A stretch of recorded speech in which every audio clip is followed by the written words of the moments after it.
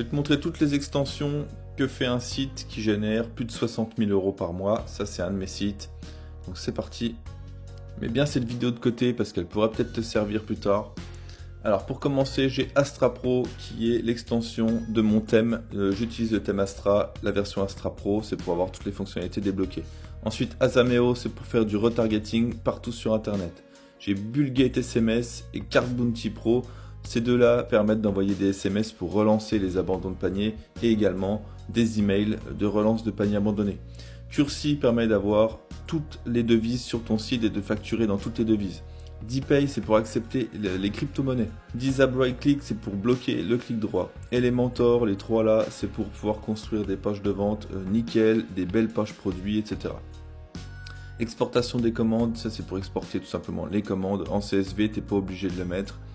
Extra Product, c'est pour rajouter des champs de formulaire si jamais tu fais des produits personnalisés, par exemple des t-shirts, des trucs comme ça avec des noms, des choses comme ça. Import-export WordPress User, c'est pour exporter les adresses mail de ton site, c'est pareil, ça t'es pas obligé.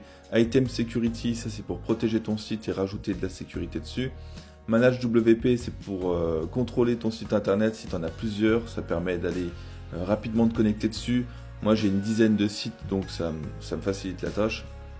Parcel Panel, ça c'est pour te créer une page de tracking, de suivi de commandes. Pixel Your Site, application qui permet de mettre tous tes pixels différents, TikTok, Facebook, etc. Et également de traquer tes UTM pour savoir exactement d'où vient la vente, de quelle campagne, quel adset, quelle publicité. Poki Importer, ça c'est pour importer des fiches produits de tes concurrents sur n'importe quel site internet, AliExpress, Shopify, WooCommerce, etc. Récupération d'abandon de panier, comme son nom l'indique, c'est pour récupérer les abandons de panier. J'en ai deux moi sur le site. Ça t'es pas obligé si tu utilises déjà l'autre. SEO Press et SEO Press Pro, c'est pour augmenter la visibilité sur les moteurs de recherche comme Google. TikTok, c'est l'extension TikTok tout simplement.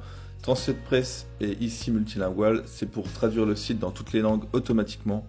Upsell Order Bump, c'est pour ajouter un order bump dans le checkout directement. Donc si tu sais pas ce que c'est un order bump, tu regarderas mes autres vidéos, j'en ai déjà parlé. C'est tout simplement une option supplémentaire qu'on peut rajouter dans le panier pour faire grossir le panier moyen. WooCommerce, c'est pour accepter les paiements tout simplement.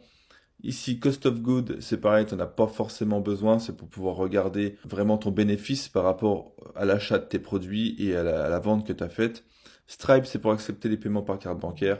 WP Rocket, c'est pour accélérer ton site. Et enfin, WP Form, c'est pour pouvoir ajouter un formulaire de contact sur ton site.